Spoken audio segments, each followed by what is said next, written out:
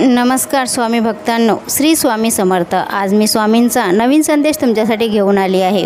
स्वामी भक्तांनो, स्वामींच्या कुठल्याही एका मूर्तीला बोटाने स्पर्श करा आणि स्वामी काय सांगतात ते आज शांत मनाने ऐकून घ्या। स्वामी तुमच्या सर्व इच्छा पूर्ण करतील। आता हा संदेश त्या भक्तांसाठी ज्यांनी 2 नंबरच्या मूर्तीला स्पर्श केला आहे। तर स्वामी म्हणतात, जेव्हा आपल्या जीवनामध्ये दुःख, यातना, तकलीफ आपल्याला सहन करावी लागते, त्यावेळेस हे समजून जायचं की तुमच्या पापाची सजा आता संपली आहे। जेव्हा आनंद जीवनामध्ये येतो, सुख येतो, आपण प्रसन्न असतो, तर तेव्हा समजून जायचं की तुमचं देवाने ऐकलं आहे। स्वतःवर विश्वास ठेवा, कारण विश्वास नसेल तर तुमच्या पदरी काहीच पडणार नाही। चांगल्या व्यक्तींना शोधण्यापेक्षा स्वतःच एक चांगले व्यक्ती बना, म्हणजेच लोक तुम्हाला शोधत येतील। विश्वास जर स्वतःवर पक्का असेल तर हातात आपल्या सर्व काही आहे। आपण जर आपल्या देवावर व आपल्यावर विश्वास ठेवला नाही तर मग काहीच नाही, मग तुमचे होणार नाही। तुमचे स्वप्न पूर्ण करण्यासाठी तुम्ही स्वतःच प्रयत्न करा। दुसऱ्यांवर अवलंबून राहिलात तर तुमचे स्वप्न कधीच पूर्ण होणार नाही आणि मग तुम्ही सदैव दुःखीच राहणार। फक्त एकच व्यक्ती सदैव सुखी आहे, सदैव नामस्मरण जो व्यक्ती करतो तोच या जगात सर्वात सुखी आहे। देवाच्या नामस्मरणात गुंतून राहतो तोच व्यक्ती सर्व दुःखांपासून दूर राहतो आणि परमेश्वर त्याचे सदैव रक्षण करतात। तर आता हा संदेश त्या भक्तांसाठी ज्यांनी 3 नंबरच्या मूर्तीला स्पर्श केला आहे।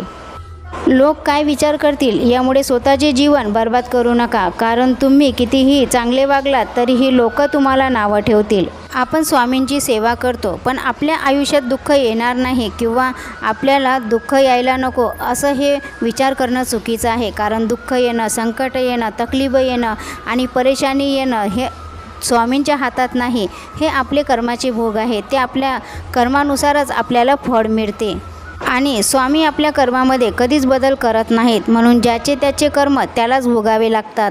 म्हणून स्वामींवर राग धरायचा किंवा देवाला दोष द्यायचा हे तर चुकीचं आहे, कारण स्वामी आहे, आपले स्वामी खूप दयाळू आहेत। स्वामी सदैव आपल्या भक्तांवर कृपा करत असतात। स्वामी नेहमी आपल्या मुलांना काही ना काही देत असतात, पण त्याच्यात आपलीच जोडी फाटकी आहे तर त्याला स्वामी तरी काय करणार।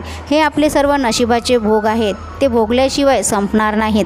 तर आपल्या हातात फक्त एकच आहे की स्वामींचे नामस्मरण करणं, परमेश्वराचे नामस्मरण करणं, कारण नामस्मरण केल्यानेच आपले कर्म संपण्यास मदत होते आणि आपले दुःख दूर होते स्वामी नामस्मरण केल्याने। म्हणून सतत स्वामींवर विश्वास ठेवून नामस्मरण करा, तुमचे सर्व संकट दूर होतील। तर आता हा संदेश त्या भक्तांसाठी ज्यांनी 1 नंबरच्या मूर्तीला स्पर्श केला आहे। स्वामी म्हणतात, बाळा, गरिबाला केलेलं दान आणि सद्गुरू स्वामींचं मुखात असलेलं नाव हे कधीच वाया जात नाही। ते कुठल्या ना कुठल्या रूपामध्ये आपल्याला मिळतेच। तो फक्त आपल्याला धीर आणि संयम, वेळेच्या आधी आपल्याला काहीच मिळत नाही। नशीब बदलते ते फक्त स्वामींच्या नामस्मरणाने।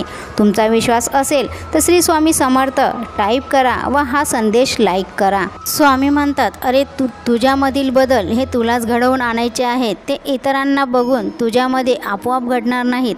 त्यामुळे तू स्वतःची तुलना कोणाशी करत आहेस हे एकदा निरखून बघ, कारण खूप वेळा तुम्ही तुमची तुलना इतरांशी करता आणि तो व्यक्ती चुकीचा निघते।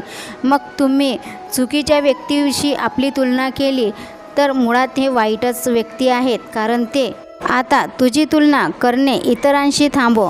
प्रत्येकाचे कर्म वेगळे असते, प्रत्येकाच्या कर्माचे फळ वेगळे असते, प्रत्येकाचे नशीब वेगळे असते, म्हणून आपली तुलना कधीही इतरांशी करू नये, कारण त्रास स्वतःलाच होतो। स्वामी म्हणतात, इतरांशी तुलना करून स्वतःला त्रास करून घेऊ नकोस।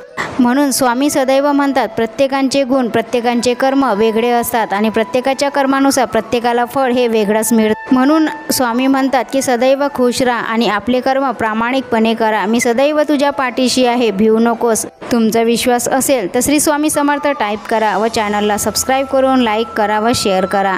स्वामी तुमच्या सर्व इच्छा स्वप्न पूर्ण करो, हीच प्रार्थना। भेटूया नवीन संदेशासोबत। श्री स्वामी समर्थ। जय जय स्वामी समर्थ।